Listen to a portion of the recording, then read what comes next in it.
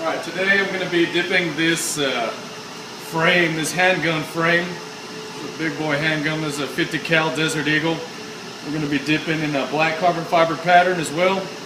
I already have the part sandblasted, primered, and base coated. And we have it seamed off the middle here. I already did this other side with a carbon fiber pattern on this shape item.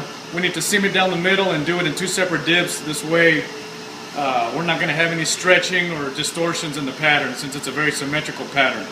So I'm going to go ahead and apply the activator and we'll do our dip.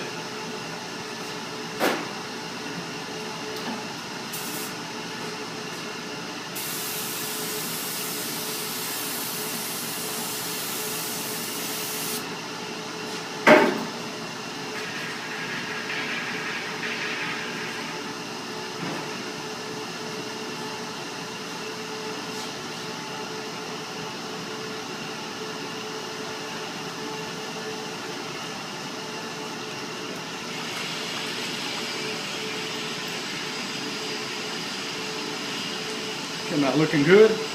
No stretching of the pattern. Looks nice and uniform.